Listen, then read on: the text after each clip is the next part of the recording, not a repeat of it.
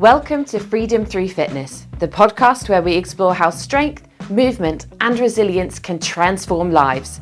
I'm your host, Megan Batchelor, founder of Focused Personal Training. We're based in Southampton, UK, but sharing stories that inspire everywhere. Each week, I sit down with real people, local voices and expert guests to uncover the true power of fitness, not as a way to chase perfection, but to reclaim confidence, health and freedom. Let's get into it.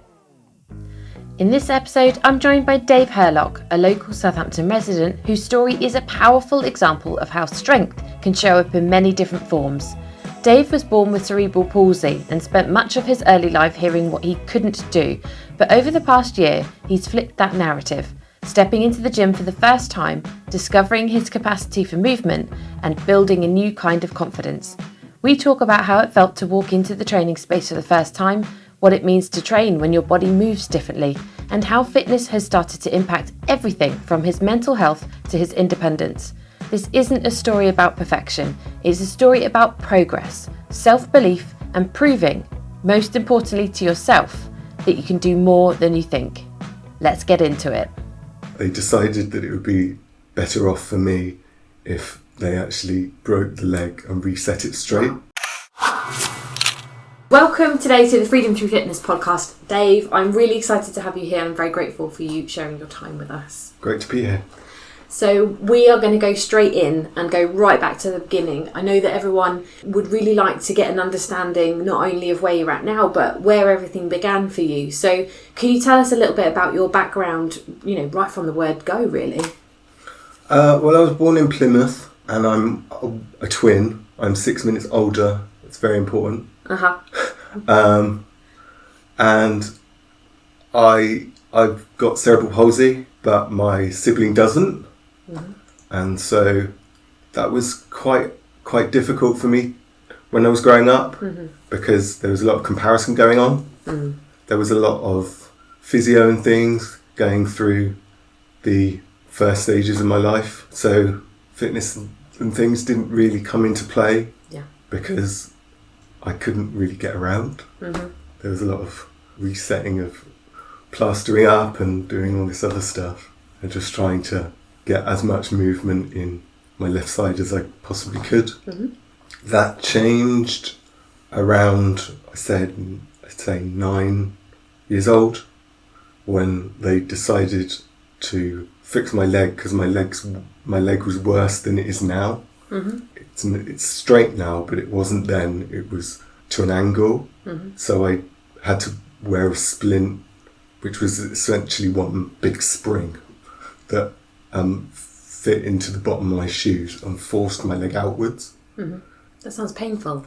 It was, yeah. It was really painful, and it was back in the 80s. It was very cumbersome. Yeah. Because it wasn't any of these things that attached to the actual lower leg. It was all around your body to make sure that it was attached and everything. But they decided that it would be better off for me if they actually broke the leg and reset it straight. But after that, they then decided that I needed a tendon release on that side, also because the foot didn't drop. But after I had that, everything seemed to line up into place then, and I could do things like fitness to a lesser extent, but I could actually do it whereas I couldn't before. Teenage years are such a difficult time for a lot of people when it comes to fitness and exercise and fitting in and things like that. So to have that going on top when your body's changing so much, like that must have been quite a lot in terms of forming your relationship with sport and physical activity. I didn't really have much of a relationship outside of school with sport. Most of my time up to 16 was taken up with physiotherapy. Every couple of weeks having physio. So although I could start things, I couldn't do long-term commitments of any kind. That kind of prevented me in becoming friends with people, and it kind of ostracized me outside and made me feel different. Thinking now, people probably thought that I was ostracising myself rather than that having to happen. Yeah, it's a bit of a chicken and egg though, isn't it? Yeah. You don't have the time available to interact, so you don't, and then people think you don't want to, so they don't. Yeah, and around it goes. Yeah. How did that then merge into your adult life, and where are you at today in terms of what's a normal day for you? My adult life, I did karate for a long time. Wow. I did Goju-Ryu karate for a long time, from about 2007 to around 2015. That was suggested to me after I got mugged. Wow. So, jeez. And I really enjoyed that, but it was very, you needed to do certain things over and over again. Yeah. And as much as possible within a certain time period. And there wasn't that kind of emphasis on getting the movements right. It was just doing them. Yeah. So sometimes I came away from it having done as much as I could. Yeah. But then was like, actually, I really shouldn't have done that many. Mm-hmm. Now I'm injured and I can't go next week. Yeah. And so I was trying to look for something that I could do that followed fundamental movement, but also it kind of depended on where my body was at. And I'd done some weight training and things towards the back end of school. And I thought there would be a perfect thing to transition to. Yeah. To try and get my fitness back up to a decent level. So how did you feel, perhaps if we wind back a year before you started the routine that you're on now, how did you feel your cerebral palsy and the associated factors that I know you have, like epilepsy as well, how was that impacting your day-to-day ability to make choices? So the freedom to make a choice. So whether that is your job or whether that is your hobbies, how was it impacting you back then?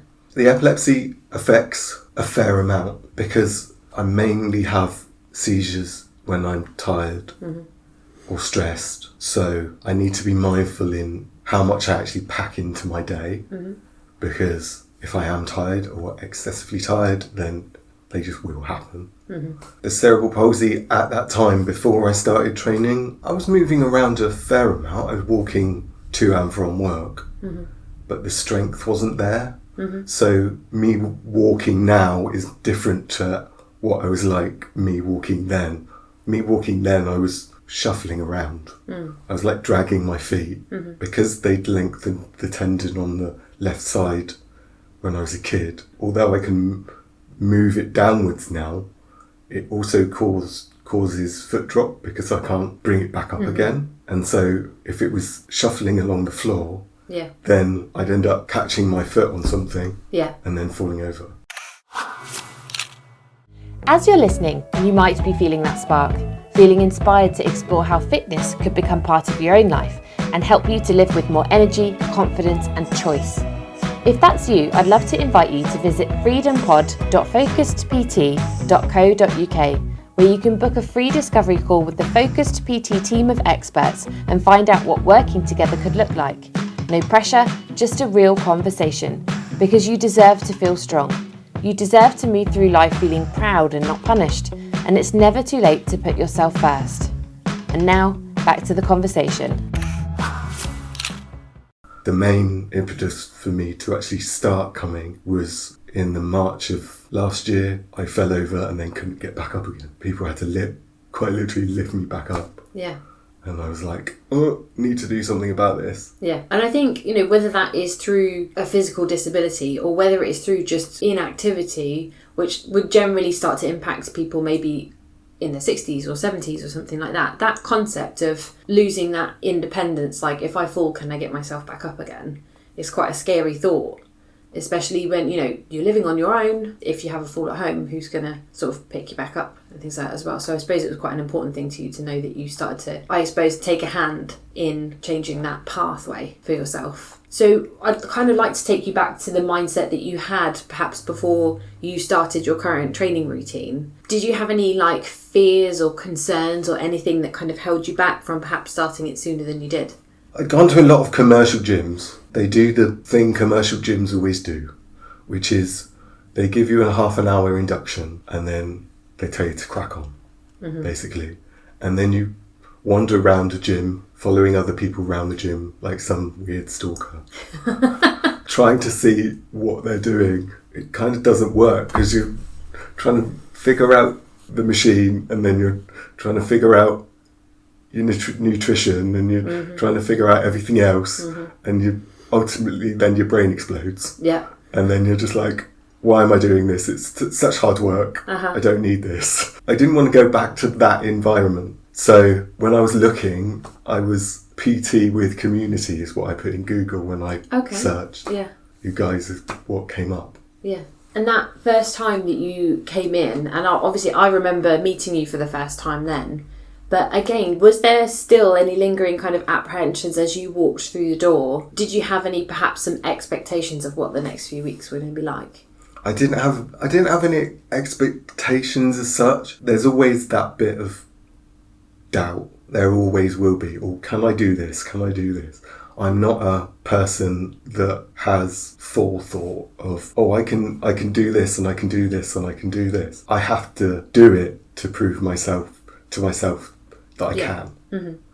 So a lot of the time there are movements that I probably could do, but my brain just won't let me do it. And I'm like, right, I need to do this first, or I need to see someone else do it, and then I'll give it a go, and then I can actually do it. So there always has been that level of apprehension, whatever it is. It's the unknown, isn't it? Yeah. Yeah, exactly as you said, until you've done it, you can't prove to yourself that you've done it, and that could be enough to stop someone from even starting something. So what did reality turn out to be versus the expectations and the previous experience that you had when you started training here? The reality here is that there's no judgment, and although you're with people, you can concentrate on your own journey and take more of a responsibility for your own journey here than you could say at a commercial gym, even though you are 100% trying to take responsibility for it there as well.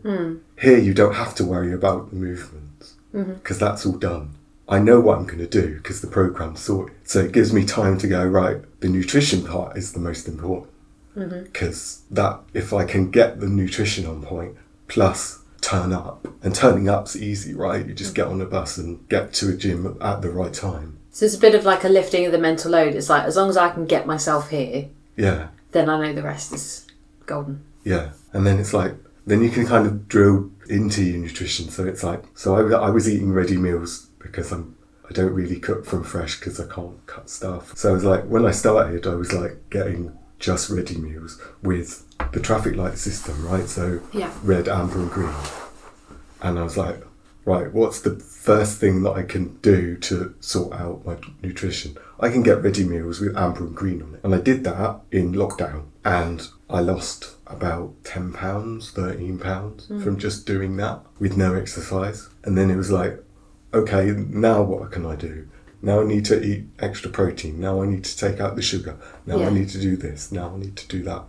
And it's like, it just gives you that mental space to do everything one at a time. Yeah. And it's kind of like the way I do it with actually doing things physically in my own life. It's like, I want to make a cup of tea. So I take the mug out, put it on the side, boil the kettle, put the water in, put the tea bag in, and then do it all at once, but step by step in my head, so I know what I'm doing. Yeah, and I think that's sometimes a lot of, the reason that people don't start on a fitness project is because they are too focused on the cup of tea. For example, they just focus on I want to lose 2 stone, and then they don't feel that connection between them and the outcome that they want. And I think particularly what we try and do here is just point you towards what's the next step, so it feels more manageable. Going back to how fitness impacts you, as you've gone through this process where you've started doing regular training, you've got that guidance and programming sorted for you, what impact did that then have on your life in, any way that you want to share with us, really?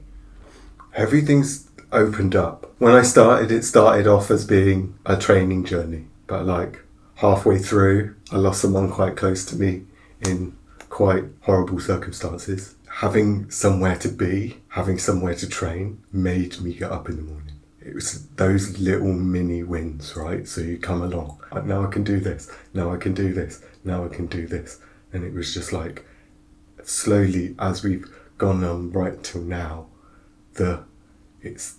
I've gone through that cloud. So it turned from like a physical journey to a mental one, back to a physical one. It has been probably the most transformative thing I've ever done. If you're listening and thinking that's all well and good for them, but I feel miles away from that version of fitness, you're not alone. We know what it's like to feel stuck, not to know where to begin, or to wonder if it's even possible for someone like you.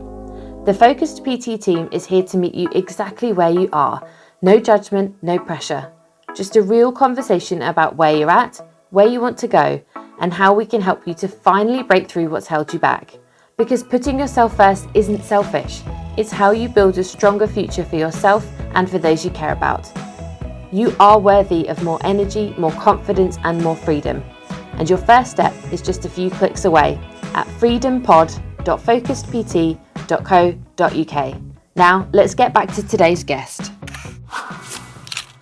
I love that phrase, that it's transformative, but it is the combination of so many little wins that has added up to that physical and emotional, mental transformation. So what areas have you seen that have surprised either yourself or the people around you that love you? Every day at work, pretty much everyone's like, Dave, you look fantastic. Or I come into training on a Thursday and then I go to work straight after, fresh from the gym, and everyone's like, what have you been doing today? And they're like, oh, it's fantastic. It's been nearly a year now, Dave, hasn't it? Just keeps you wanting to tell the next story of how you've improved. Or I haven't tripped up in a year, so I'm walking quicker. I can carry my shopping from a shop to my house without having to stop, whereas before I couldn't. I've done things like go to concerts and things in London.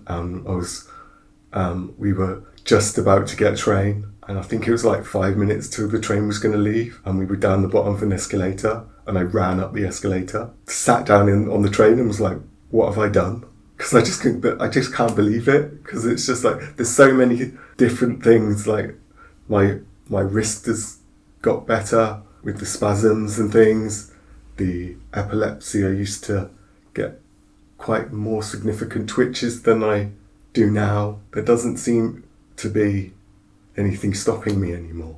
You can see that in your mentality as well. When you first started this process and you've got coaches around you encouraging you, and that relationship has transitioned now, and we can all see it in that you are now saying, let's take that next step towards the thing that I want to make happen. What's the next big challenge for you? I want to do a high rocks next year, so I'm busy training for different exercises for that. It's very challenging. Do you want to just give a quick description of what a high rocks is? A high rocks is 8 kilometres of running and then 8 exercises in between those, and it's a competition that goes all over the world. I just saw it and it just inspired me to be, I can find something to work towards, even make me take more responsibility for where I want to go. Even though you're at a personal training gym, you need to take responsibility for your own health. The trainers are there for backup and they're there to help you. But if you don't take responsibility for your own journey, it's not going to work.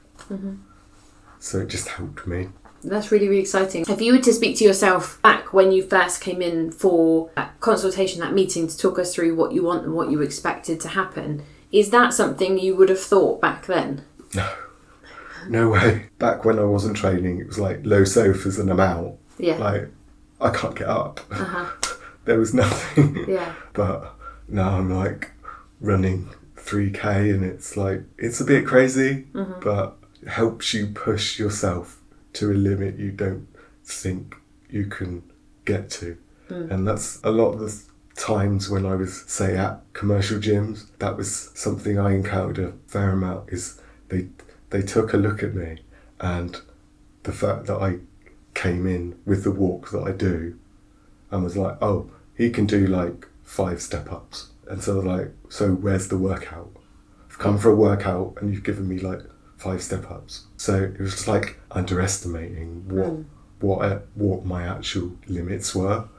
And here there isn't any of that. It's just like, it's led by the person that comes, and that's what I love, supported by everyone. I think the progress that you've made in a big part is down to the attitude that you've had towards it. If you were to speak to someone who's listening now who feels in a similar way to the way that you have felt in the past, how would you encourage someone like that? Just take that leap of faith, I guess, in starting something. I suppose I'm in a unique position, right? Because my body, to a certain extent, is already partly broken. It's not able-bodied, as you'd say. So I'm not at that top point where it breaking down to the bottom would be later on in life. So those things I have to work towards to keep on an even keel. So I'd say, look, you might be okay now, but give it a go and you might enjoy yourself. It is hard work. Of course it's hard work. But the amount of people and the amount of experiences and that you create, even when that you create along the way, it just enriches your life. It isn't this chore that you think it's going to be, or this New Year's resolution you make that in two weeks after Christmas you completely dump. It's not that. It is something you can actively work into your life and make it fun. How different do you think you would be today if you hadn't made that decision a year ago? I'd probably be significantly worse off than I was even last year. It's easy not to do anything. It just is, right? No one wants to be watching telly and go, oh, now I've got to do something. It takes effort. Yeah. But I would be in a really, really bad place. What are the benefits that you think you've experienced along the way that you never would have expected coming into this? That family element to it. It's not you're coming and doing it on your own. There's people there that care as much about your fitness journey as you do, and they're there to cheer you on, and that helps a lot. It makes you think you're doing the right thing. And even if you're doubting yourself, you can go to the community and you're like, yeah, you can do that, Dave. No worries. Okay, I'll give it a go. It's just that reinforcement of achievement through everything, through all facets of your life. It's not just physical work. So a question that I ask everybody who comes on the podcast, the title of it is Freedom Through Fitness, and that means different things to different people. But if I was to kind of say that phrase to you, what does it mean in terms of your life, freedom through fitness? Being able to live is being able to do the things maybe other people take for granted. If I didn't do the training, I wouldn't be able to do other stuff. It's just as simple as that. And there's a big difference between thrive and survive. Yeah. And the only thing I've ever I haven't wanted to get as high as possible in a job. I haven't got any life goals because I've done mine. All I ever wanted to do as a 16-year-old kid was be independent. And I did that. I've done that. So I've done what I wanted to do. Everything else in life now is extra, right? So it's just, this is another thing that's brilliant that you can put on your CV and go, I did that. Fantastic. Thank you so much for your time, Dave. Really appreciate it. It's really good to be here. that's it for today's episode of Freedom Through Fitness. I hope you're leaving this conversation feeling inspired, encouraged, and maybe just a little more connected with the version of yourself that you're working toward. One that moves with confidence, lives with more energy, and chooses strength on your own terms. If you're ready to take that next step, don't forget, the Focused PT team is here to support you. You can book a free discovery call right now at freedompod.focusedpt.co.uk. No pressure, just a real conversation about what your freedom through fitness could look like. And if you enjoyed this episode, please share it with a friend, tag us at Focused PT UK, or leave a quick review. It helps us reach more people and keep these powerful conversations going. Thanks so much for listening. I'm Meg Batchelor, and I'll see you next time.